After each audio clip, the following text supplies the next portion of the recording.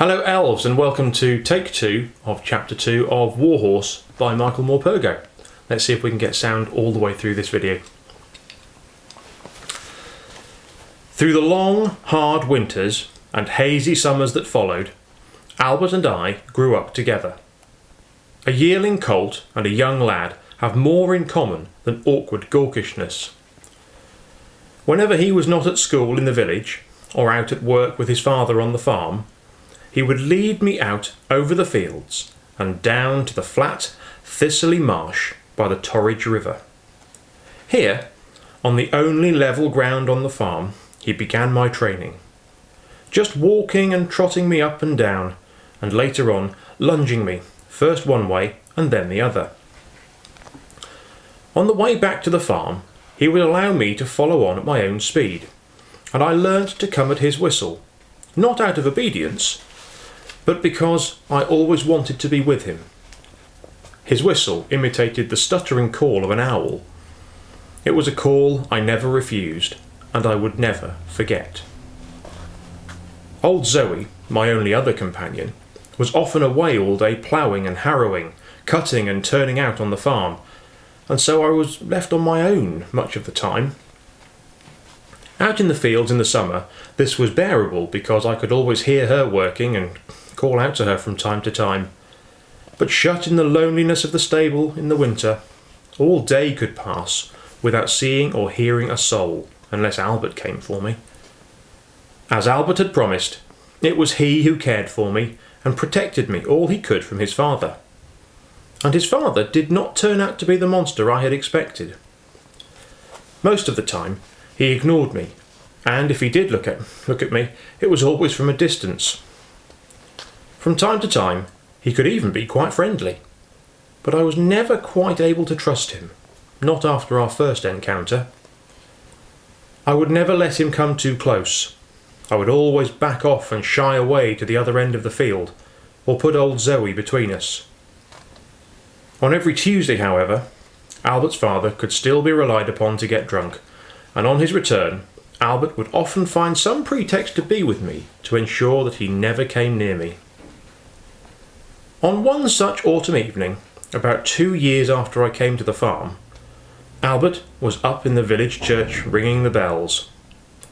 As a precaution, he had put me in the stable with old Zoe, as he always did on Tuesday evenings. "You'll be safer together. Father won't come in and bother you, not if you're together." That's what he'd say, and then he'd lean over the stable door and lecture us about the intricacies of bell ringing, and how he had been given the big tenor bell because they thought he was man enough already to handle it, and that in no time he'd be the biggest lad in the village. My Albert was proud of his bell-ringing prowess, and as Zoe and I stood head to tail in the darkening stable, lulled by the 6 bells ringing out over the dusky fields from the church, we knew he had every right to be proud. It is the noblest of music, for everyone can share it. They have only to listen. I must have been standing asleep, for I do not recall hearing him approach. But quite suddenly, there was the dancing light of a lantern at the stable door, and the bolts were pulled back. I thought at first it might be Albert, but the bells were still ringing, and then I heard the voice that was unmistakably that of Albert's father on a Tuesday night after market. He hung the lantern up above the door and came towards me. There was a whippy stick in his hand, and he was staggering around the stable towards me. "So, my proud little devil," he said, the threat in his voice quite undisguised, "I've a bet on that I can't have you pulling a plough inside a week. Farmer Easton and the others at the George think I can't handle you, but I'll show 'em. You've been mollycoddled enough, and the time has come for you to earn your keep. I'm going to try some collars on you this evening. Find one that fits, and then tomorrow we'll start ploughing. Now, we can do it the nice way or the nasty way. Give me trouble, and I'll whip you till you bleed." Old Zoe knew his mood well enough, and whinnied her warning, backing off into the dark recesses of the stable. But she need not have warned me, for I sensed his intention. One look at the raised stick sent my heart thumping wildly with fear. Terrified, I knew I could not run, for there was nowhere to go. So I put my back to him and lashed out behind me. I felt my hooves strike home. I heard a cry of pain and turned to see him crawling out of the stable door, dragging one leg stiffly behind him and muttering words of cruel vengeance. That next morning, both Albert and his father came out to the stables. His father was walking with a pronounced limp. They were carrying a collar each, and I could see that Albert had been crying, for his pale cheeks were stained with tears. They stood together at the stable door. I noticed, with infinite pride and pleasure, that my Albert was already taller than his father, whose face was drawn and lined with pain. "If your mother hadn't begged me last night, Albert, I'd have shot that horse on the spot. He could have killed me. No, I'm warning you, if that animal is not ploughing straight as an arrow inside a week, he'll be sold on, and that's a promise. It's up to you. You say you can deal with him, and I'll give you just one chance. He won't let me go near him. He's wild and vicious, and unless you make it your business to tame him and train him inside that week, he's going. Do you understand? That horse has to earn his keep like everyone else around here. I don't care how showy he is, that horse has got to learn how to work. And I promise you another thing, Albert. If I have to lose that bet, then he has to go." He dropped the collar on the ground and turned on his heel to go. "Father," said Albert, with resolution in his voice, "I'll train Joey. I'll train him to plough all right, but you must promise never to raise a stick to him again. He can't be handled that way. I know him, Father. I know him as if he was my own brother." "You train him, Albert. You handle him. Don't care how you do it. I don't want to know," said his father dismissively. "I'll not go near the brute again. I'd shoot him first." But when Albert came into the stable, it was not to smooth me as he usually did, nor to talk to me gently. Instead, he walked up to me and looked me hard in the eye. "That was devilishly stupid," he said sternly. "If you want to survive, Joey, you'll have to learn. You're never to kick out at anyone ever again. He means it, Joey. He'd have shot you just like that if it hadn't been for Mother. It was Mother who saved you. He wouldn't listen to me, and he never will. So never again, Joey. Never." His voice changed now, and he spoke more like himself. "We have 1 week, Joey. Only 1 week to get you ploughing. I know with all that thoroughbred in you, you may think it beneath you, but that's what you're going to have to do. Old Zoe and me, we're going to train you, and it'll be devilish hard work. Even harder for you, because you're not quite the right shape for it. There's not enough of you yet.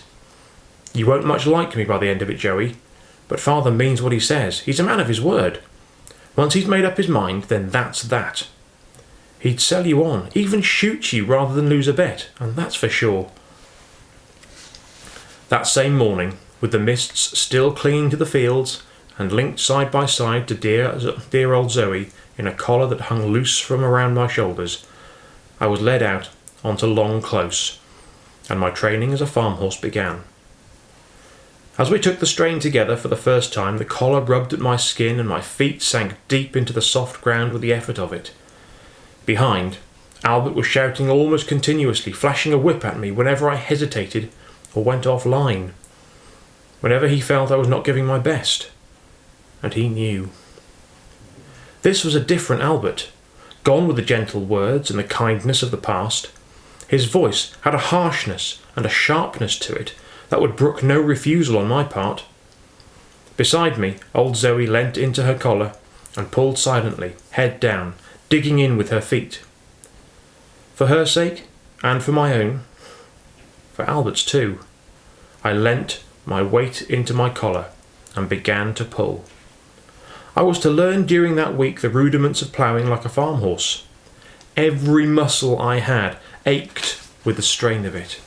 But after a night's good rest stretched out in the stable, I was fresh again and ready for work the next morning. Each day, as I progressed and we began to plough more as a team, Albert used the whip less and less and spoke more gently to me again, until finally, at the end of the week, I was sure I had all but regained his affection. Then one afternoon, after we'd finished the headland around Long Close, he unhitched the plough and put an arm around each of us. "It's all right now. You've done it, my beauties. You've done it," he said. "I didn't tell you, because I didn't want to put you off, but Father and Farmer Easton, they've been watching you from the house this afternoon."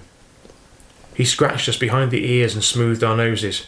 "Father's won his bet, and he told me at breakfast that if we finished the field today, he'd forget all about the incident and that you could stay on, Joey.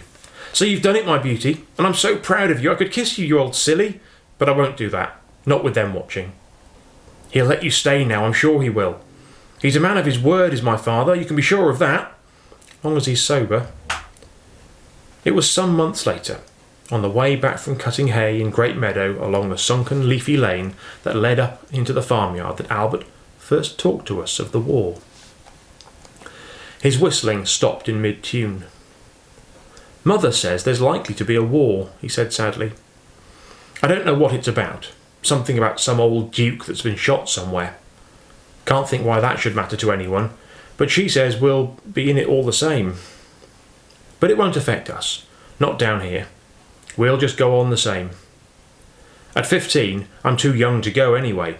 Well, that's what she said. But I tell you, Joey, if there is a war, I'd want to go. I think I'd make a good soldier, don't you? Look fine in a uniform, wouldn't I? And I've always wanted to march to the beat of a band. Can you imagine that, Joey? Come to that, you'd make a good warhorse yourself, wouldn't you? If you ride as well as you pull. And I know you will. We'd make quite a pair. God help the Germans if they ever have to fight the two of us. One hot summer evening, after a long and dusty day in the fields, I was deep into my mash and oats, with Albert still rubbing me down with straw and talking on about the abundance of good straw they'd have for the winter months, and about how good the wheat straw would be for the thatching they would be doing, when I heard his father's heavy footsteps coming across the yard. He was calling out as he came. "Mother!" he shouted. "Mother! Come out, Mother!" It was his sane voice, his sober voice, and was a voice that held no fear for me. "It's war, Mother. I've just heard it in the village. Postman came in this afternoon with the news. The devils have marched into Belgium. It's certain for sure now. We declared war yesterday at 11 o'clock. We're at war with the Germans. We'll give them such a hiding as they won't ever raise their fists again to anyone. Be over in a few months. It's always been the same. Just because the British lion's sleeping, they think he's dead. We'll teach them a thing or two, Mother. We'll teach them a lesson they'll never forget." Albert had stopped brushing me and dropped the straw on the ground. We moved over towards the stable door. His mother was standing on the steps by the door of the farmhouse. She had her hand to her mouth. "Oh dear God," she said softly. "Oh dear God." And that's the end of chapter 2.